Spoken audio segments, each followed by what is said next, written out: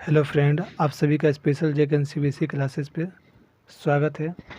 आज मैं बताऊंगा मॉडल सेट 2 क्लास 10th का। चलिए क्वेश्चन नंबर 12 से चलते हैं। क्वेश्चन नंबर 12 में चलते हैं। देखिए 12 पे चलने से पहले मैं इसका पार्ट 1 में वीडियो डाल चुका हूँ। आप प्लेलिस्ट में जा कर के उस वीडियो को आप देखें, उसके बाद पार्ट 2 को देखें। तो ये आपका पार्ट 2 वीडियो होगा मॉडल सेट 2 का। चलिए क्वेश्चन पे देखते हैं। तो देखिए क्वेश्चन में दिया हुआ है 5 सेंटीमीटर, 6 सेंटीमीटर और 7 सेंटीमीटर भुजाओं वाले एक त्रिभुज की रचना कीजिए और फिर इसके समरूप एक अन्य त्रिभुज की रचना कीजिए जिसकी भुजाएं दिए हुए त्रिभुज की संगत भुजाओं की 7/5 गुनी हो। अब चलिए इस क्वेश्चन को हम बनाते हैं। चलिए इस फिगर को बनाते हैं। देखिए इस फिगर को बनाने से पहले हमें क्या करना पड़ेगा, 5 सेंटीमीटर, 6 सेंटीमीटर और 7 सेंटीमीटर भुजाओं वाले एक त्रिभुज की रचना करना है। तो अब देखिए 5, 6, 7 सेंटीमीटर का हमें एक त्रिभुज बनाना है। तो पहले क्या करेंगे, पहले जो बड़ा है वो 7 सेंटीमीटर है, तो 7 सेंटीमीटर का एक लाइन खींचेंगे। तो ये आपका कितना है, स्केल से मापेंगे इसको। आप 7 सेंटीमीटर का एक लाइन खींचेंगे, तो ये आपका 7 सेंटीमीटर का। तो ये 7 सेंटीमीटर का एक लाइन खींचेंगे, इसका नाम दे देंगे BC। उसी तरह से ये 7 सेंटीमीटर का हो गया, तो हम बच गया क्या, 5 सेंटीमीटर, 6 सेंटीमीटर। तो 5 सेंटीमीटर और 6 सेंटीमीटर का भी हमको बनाना है, तब जाके ये त्रिभुज बनेगा। तो देखिए 5 सेंटीमीटर का 20 से हम बनाएंगे। तो 5 सेंटीमीटर हम स्केल से मापेंगे। तो ये जो आपका जो होना चाहिए, ये 5 सेंटीमीटर का स्केल से आप मापेंगे। इसी मापने के बाद इसको जो है, ये कंपास को जो है स्केल से 5 सेंटीमीटर का माप लेंगे। तो ये आप 5 सेंटीमीटर का आप माप करके यहाँ से आप कट मारेंगे, बी पे बैठ करके कट मारेंगे। फिर आपका ये जो है 6 सेंटीमीटर का होना चाहिए, तो आप स्केल से माप लेंगे कंपास से। तो ये 6 सेंटीमीटर का होना चाहिए था, तो आप लोग 6 सेंटीमीटर का आप मापेंगे। देखिए हम माप के ऑलरेडी बनाए हुए हैं। तो ये 6 सेंटीमीटर का है, तो अब 6 सेंटीमीटर का है, तो आपको यहाँ पहले बी से कट किए 5 सेंटीमीटर का। अब हम क्या करेंगे, सी से भी हमें कट करना है। तो इस सी से कट करेंगे, तो ये जो बी से आपका कट हुआ था, उसी के ऊपर हमें सी बिंदु से कट मारना है। तो इस तरह से कट होगा। उसके बाद क्या करेंगे, दोनों को मतलब बी और सी को ए से हम मिलाएंगे। तो पहले बी को मिलाते हैं, बी से मिलेगा, फिर सी से ए को मिलाएंगे। तो ये आपका एक त्रिभुज तैयार हो गया। ये त्रिभुज हो जाएगा ABC। आपका BC हो गया 7 सेंटीमीटर, और AB हो गया 5 सेंटीमीटर, और AC हो गया आपका 6 सेंटीमीटर। अब इसके बाद का क्वेश्चन है, इसके बाद देखिए 5, 6, 7 सेंटीमीटर का आप त्रिभुज का रचना किए, और फिर इसके समरूप एक अन्य त्रिभुज की रचना कीजिए। जो त्रिभुज बनाए थे उसके समरूप एक और त्रिभुज की रचना करना है। रचना कीजिए जिसकी भुजाएं दिए हुए त्रिभुज की संगत भुजाओं की 7/5 गुनी हो। अब देखिए एक और त्रिभुज हमें बनाने बोल रहा है। अब हमें एक न्यून कोण खींचना है बी बिंदु से। अब हमें बी बिंदु से न्यून कोण खींचना होगा। तो पहले आप स्केल लीजिए और बी बिंदु से आप न्यून कोण झुका करके आप खींचेंगे। ज़्यादा भी झुका सकते हैं, कम भी झुका सकते हैं। तो बी बिंदु से आप न्यून कोण इस तरह से आप खींच सकते हैं। खींच लेने के बाद अब बी बिंदु से अब जितना मर्जी अपने हिसाब से अब इसको रखिए। देखिए मैंने इसको इतना छोटा रखा था, ठीक है। तो आप अपने हिसाब से इसको रख सकते हैं। इसको रखने के बाद अब यहाँ से कट मारते चलिए। कितना बोला, 7/5 गुनी हो। तो 7/5 गुनी हो तो 7 हम कट मारेंगे यहाँ से। तो एक बार हो गया, ये 2, फिर 3, फिर आपका यहाँ से 4, फिर ये आपका यहाँ से 5, फिर 6, फिर ये आपका लास्ट 7। तो 7/5 बोला है, तो 7 बार हम यहाँ पे कट मारेंगे। और जब 7 बार कट हो जाएगा, तो इसको हम क्या करेंगे, B7 से, मतलब सबका नाम दे देंगे, B1, B2, B3, B4, B5, B6, B7। B7 से हम क्या करेंगे, इस BC जो लाइन है वो आपका C लाइन से हम B7 को मिला देंगे। इस तरह से स्केल रख के आप B7 से बैठ के आप C पे मिलाएंगे। मिलाने के बाद अब देखिए 7/5 गुनी है, तो 7 बार आप यहाँ पे B1, B2, B3, B5, B7 करके ले करके फिर इसको B7 से C बिंदु पर हम मिलाएं। अब इसके आगे का प्रोसेस है आपका कि आप इसको जितना मर्जी उतना आप ले सकते हैं इसको। तो हमने इसको इतना बड़ा लिया, इसको आप इस तरह से कट मारेंगे दोनों लाइन से, ये आपका जॉइन होना चाहिए, मतलब ये कोण बनना चाहिए, ठीक है।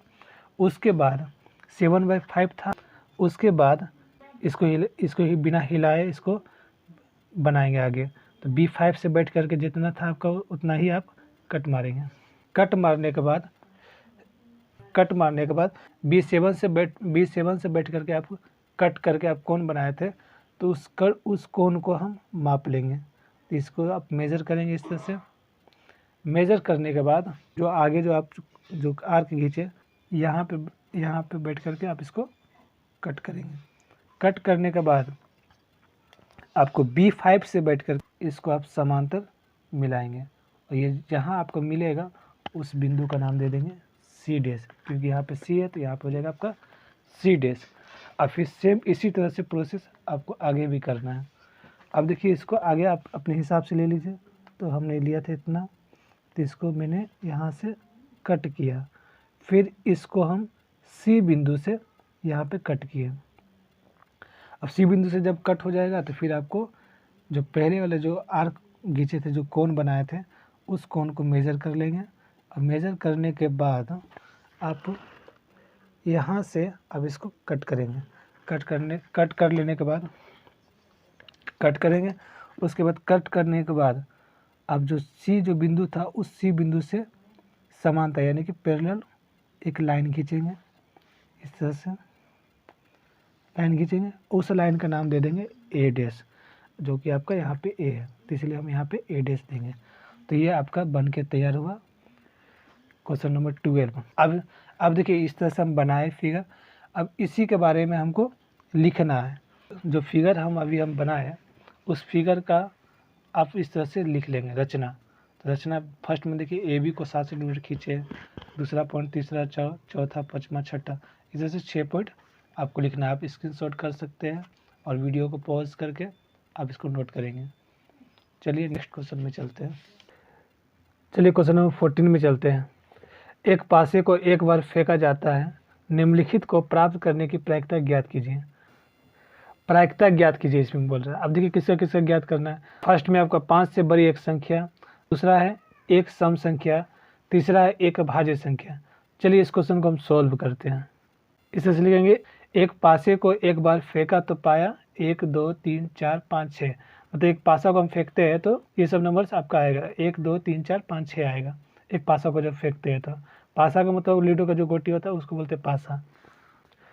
अब देखिए, फर्स्ट क्वेश्चन में आपका है 5 से बड़ी एक संख्या, तो हम इसको लिखेंगे फर्स्ट नंबर प्रोबेबिलिटी 5 से बड़ी संख्या। अब 5 से बड़ी संख्या आपका क्या है, यहाँ पे देखिए, 5 से बड़ी संख्या आपका 6 है, और 6 कितना है, एक ही है, तो यहाँ पे लिखेंगे 1/। और कुल संख्या आपका कितना था, 1 2 3 4 5 6, मतलब कुल संख्या था 1 2 3 4 5 6, तो यहाँ पर जाएगा 6, 1/6 लिखेंगे।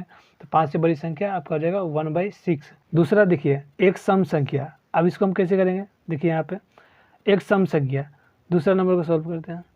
अब देखिए, प्रोबेबिलिटी सम संख्या लिखेंगे। प्रोबेबिलिटी सम संख्या इजकल टू, अब सम संख्या यहाँ पे देखिए जो 2 का टेबल में डिवाइड हो उसको बोलते हैं सम संख्या। तो सम संख्या क्या है कि आपका 2 है, 4 है और 6 है, तो यहाँ पे कितना नंबर्स हो गया है, 1 2 3 हो गया। तो यहाँ पे लिखेंगे 3/, टोटल नंबर्स क्या था आपका 1 2 3 4 5 6, तो यहाँ पर 6 हो जाएगा।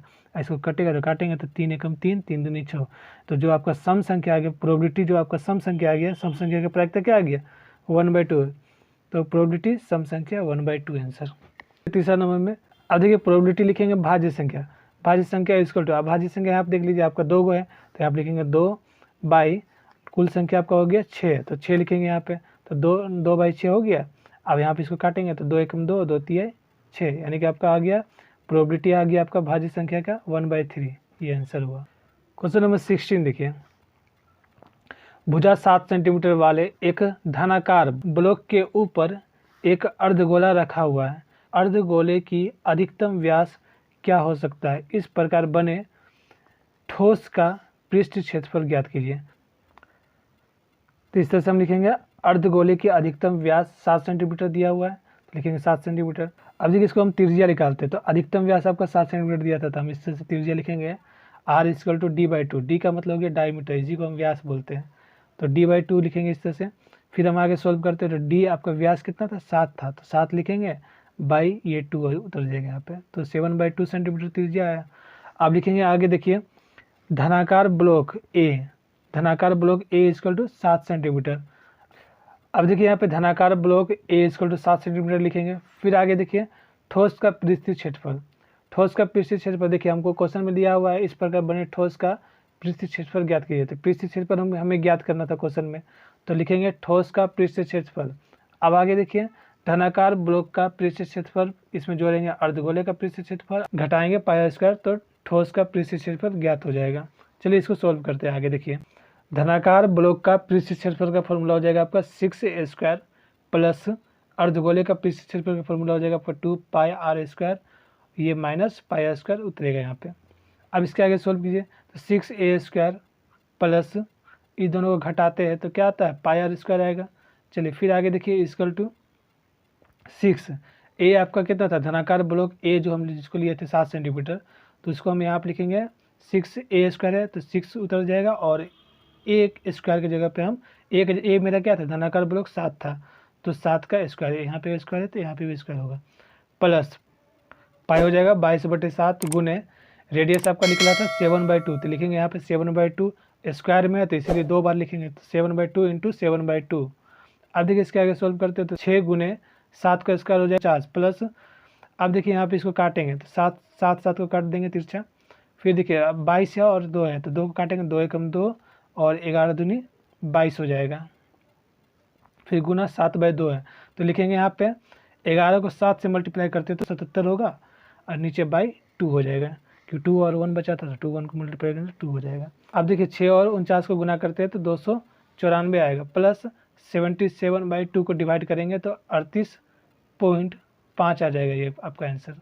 तो चलिए ये दोनों को प्लस कर लेते हैं, तो प्लस करने पे आपका आता है 332.5 सेंटीमीटर स्क्वायर में इसको आंसर देंगे। तो ये आपका कंप्लीट हुआ। चलिए नेक्स्ट क्वेश्चन, चलिए क्वेश्चन 17 को देखते हैं। देखिए एक जूस बेचने वाले अपने ग्राहकों को चित्र में दर्शाए गए गिलासों से दूध देता था।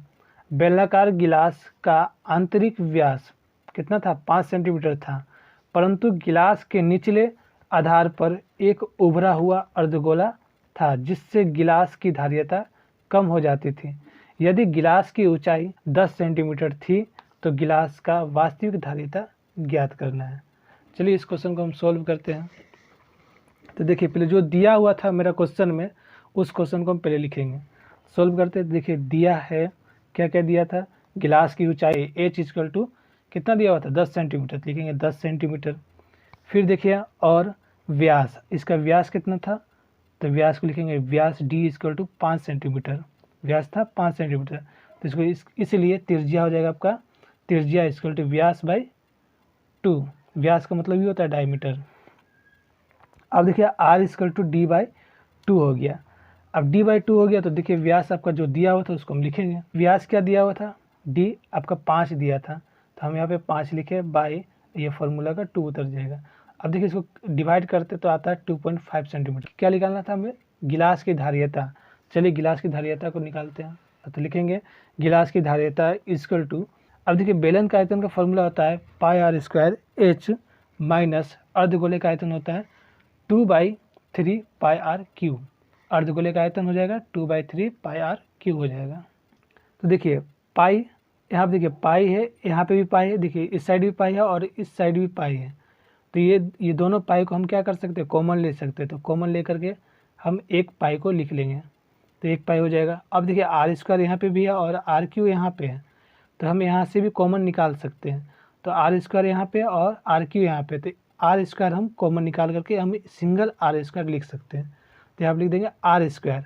फिर जो बच गया उसको हम ब्रैकेट में डाल देते हैं, तो क्या क्या बचा था h बचा था तो हम लिखेंगे ब्रैकेट में h माइनस 2/3 और यहाँ पे r² निकल गया था तो यहाँ पे बचा था ओनली r, तो यहाँ पे लिख देंगे r ब्रैकेट में लोग। अब देखिए यहाँ पे पाई का वैल्यू होता है 3.14 भी होता है, 22/7 भी होता है, तो यहाँ पे लिखेंगे पाई का वैल्यू लिखेंगे 3.14, फिर गुना r क्या था आपका 2.5 था तो यहाँ पे लिखेंगे 2.5 गुना 2.5, क्यों लिखे गुना क्योंकि r² था। फिर h था आपका 10 सेंटीमीटर, आपका ऊंचाई जो था आपका वो 10 सेंटीमीटर था, तो ब्रैकेट में लिखेंगे 10 सेंटीमीटर माइनस ये आपका 2/3 इंटू आर था आपका 2.5। इस तरह से लोग करेंगे। अब देखिए यहाँ पे पॉइंट हटाते हैं तो ये 100 बैठता है। क्यों 100 बैठा? क्योंकि पॉइंट के बाद 2 डिजिट है, इसलिए 2 जीरो लगता है, तो यहाँ पे 100 हो जाएगा। फिर यहाँ पे भी देखिए पॉइंट हटाएंगे तो 10 बैठेगा, यहाँ पे भी पॉइंट हटाएंगे तो 10 बैठेगा। अब चलिए इसके आगे हम सोल्व करते हैं।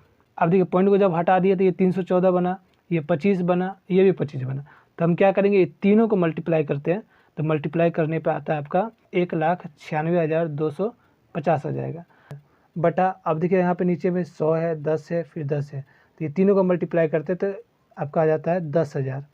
फिर ब्रैकेट में जो था फिर उसको लिखेंगे, तो देखिए 10 है माइनस, अभी इसको देखिए इसको मल्टीप्लाई करेंगे 2 और 2.5 को मल्टीप्लाई करते हैं तो आपका 5 आता है, बाई ये 3 था तो 3 उतर जाएगा।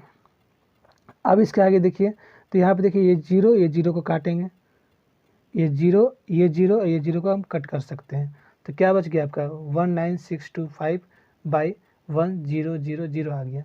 अब देखिए इसके आगे हम सॉल्व करते थे, सबसे आसान तरीका इसको सॉल्व करने का, देखिए नीचे आपका कितना जीरो है, 3 जीरो है, तो 3 जीरो जब नीचे रहता है तो ऊपर से 3 डिजिट पहले हम पॉइंट लगा देते हैं, तो सेम वही प्रोसेस हम यहाँ पे किए। तो देखिए इक्वल टू, देखिए 3 जीरो के पहले 3 जीरो नीचे दिखा, तो ऊपर का 3 डिजिट नंबर्स पहले हम पॉइंट लगा देंगे, तो 1 2 3 जीरो हो गया, इसके आगे पॉइंट लग जाएगा, तो यहाँ पे लिख दिए 19.625 गुना। अब देखिए आप यहाँ गुना, अभी यहाँ देखिए 10 माइनस 5/3 है, तो इसको हम एलसीएम लेंगे, इसको हम एलसीएम ले लेंगे, तो एलसीएम में 3 आ जाएगा, और यहाँ पे 1 है तो 1 को 3 से डिवाइड करेंगे तो 3 आएगा, 3 को 10 से मल्टीप्लाई करेंगे तो 30 आ जाता है, माइनस अब देखिए यहाँ पे भी 3 है, तो 3 को एक बार में डिवाइड करेंगे तो 1 आएगा, 3 एकम 3, और 1 को हम 5 से मल्टीप्लाई करेंगे तो 5 आएगा, यानी कि 30 माइनस 5/3 आ गया। अब देखिए यहाँ पे सेम इसी को हम उतारते हैं, तो 19.625 इंटू, अभी इसमें 30 में से 5 जाएगा तो कितना आ जाएगा, 25 हो जाएगा बाई 3। अब देखिए 19.625 इंटू 25/3 उतर जाएगा। अब इसके आगे देखिए 19.625 को हम गुना करेंगे 25 से, तो आपका आ जाएगा 490.625 हो जाएगा, बाई ये 3 आपका था तो ये 3 नीचे लिखेंगे। अब देखिए यहाँ पे इसको डिवाइड करते हैं, तो 490.625 को अगर हम 3 से डिवाइड करते हैं तो आपका रिजल्ट आता है 163.54 सेंटीमीटर क्यूब, ये आपका आंसर हो जाएगा। चलते 18 नंबर क्वेश्चन, निम्न आंकड़ों की माध्य ज्ञात कीजिए। अब हमें इसमें माध्य ज्ञात करना है, तो माध्य कैसे ज्ञात करेंगे, जैसे आपको क्वेश्चन में दिया हुआ है वर्ग अंतराल 0 से 20 दिया हुआ है, 20 से 40 दिया हुआ है, 40 से 60 दिया हुआ है, 60 से 80, 80 से 100, बारंबारता आपका दिया हुआ है 17, 28, 32, 24, 19 दिया हुआ है। चलिए इस क्वेश्चन को हम सोल्व करते हैं। इस क्वेश्चन में हमें क्या निकालना है, माध्य निकालना है, तो माध्य निकालते इसको, तो पहले लिखेंगे वर्ग अंतराल लिखेंगे CI, बारंबारता का कॉलम बनाएंगे F, वर्ग चिन्ह का कॉलम बनाएंगे X, फिर FX का कॉलम बनाएंगे, तो इस तरह से कॉलम बना लेंगे पहले। उसके बाद लिखेंगे वर्ग अंतराल, देखिए क्वेश्चन में आपका है 0 से 20, 20 से 40, तो इसको हम लिख लेते हैं, तो 0 से 20, 20 से 40, 40 से 60, 60 से 80, 80 से 100। फिर देखिए बारंबारता, देखिए बारंबारता को बोलते हैं F, तो F जो है आपका क्या है, 17 है, 28 है, 32 है, 24 है, 19 है, तो इस तरह से हम यहाँ पर लिख लिए। उसके बाद लिखेंगे इसका X, इसका हम X निकालते हैं, तो X निकालने से पहले आप क्या कीजिए, बारंबारता को आप जोड़ दीजिए, तो सिग्मा F इक्वल टू, ये सबको जोड़ेंगे तो 120 आ जाएगा। इसके आगे का प्रोसेस है हमको X निकालना, यानी कि वर्ग चिन्ह निकालना, तो वर्ग चिन्ह निकालते हैं, देखिए 0 और 20 के बीच में आपका क्या आता है, 10 आता है, 10 आया तो इसको हम लिख लेंगे यहाँ पे X वर्ग चिन्ह में हम लिख लेंगे 10।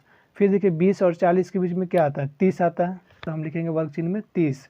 फिर 40 और 60 के बीच में 50, तो हम यहाँ पर लिखेंगे 50, 60 और 80 के बीच में 70, तो 70 लिखेंगे, 80 और 100 के बीच में 90, तो 90 लिखेंगे, तो वर्ग चिन्ह इस तरह से निकाल लेंगे। फिर देखिए FX का मतलब हो गया, मतलब F और X ये दोनों को मल्टीप्लाई करके FX में लिखते हैं, तो हो जाएगा आपका, यहाँ पे देखिए F क्या आपका 17 है और X क्या 10 है, तो ये दोनों को मल्टीप्लाई करते हैं तो 170 आता है, तो यहाँ पे लिखेंगे FX 170। मतलब FX निकालने का यही तरीका है कि F और X को मल्टीप्लाई करके FX में लिखते हैं। उसके बाद इसी तरह से सबका मल्टीप्लाई करते चलेंगे। देखिए 28 और 30 को मल्टीप्लाई करेंगे तो 840 आएगा, 32 और 50 को मल्टीप्लाई करेंगे तो 1600 आएगा। तो इसी तरह से मल्टीप्लाई कर लेंगे दोनों को भी। फिर आपका देख लीजिए यहाँ पे जो मल्टीप्लाई करके ये सब लिखे हैं इसको हम इस तरह से लास्ट में जोड़ लेंगे, इसको लास्ट में जोड़ लेंगे। तो जोड़ेंगे कैसे, पहले हम लिख लेंगे सिग्मा एफ एक्स बराबर ये सबको जोड़ करके लिख देंगे 6000। फिर देखिए अब इस इतना करने के बाद हमें माध्य निकालना रहता है। इतना करने के बाद ये दोनों सिग्मा एफ 120 आया और सिग्मा एफ एक्स आपका 6000 आया। तो ये इतना करने के बाद हम माध्य निकालते हैं। तो आप देखिए माध्य का फार्मूला होता है आपका माध्य equal to sigma F X by sigma F, मतलब ये sigma F X by sigma F, ये फार्मूला है आपका। इसी फार्मूला पे पुट करके हम माध्य निकाल देंगे। तो लिखेंगे इसको equal to sigma F X क्या आया था आपका 6000 आया था, तो लिखेंगे यहाँ पे 6000 बाई सिग्मा एफ कितना आया था 120 आया था, तो लिखेंगे यहाँ पे 120। अब देखिए इस जीरो को काट देंगे, बच गया आपका क्या 600 बाई 12 बच गया। तो 12 को हम काटते 60, 12 को हम काटते 12 पंचे 60 और ये एक जीरो था तो एक जीरो हम यहाँ पे लगा देंगे। माध्य आपका हो जाएगा 50, तो जो आपका निकला वो माध्य निकला, ये आंसर हो जाएगा। इस वीडियो में आपका मॉडल सेट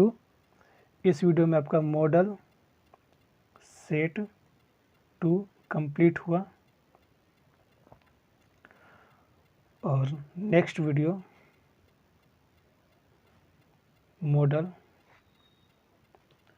सेट 3 का आएगा। Thank you.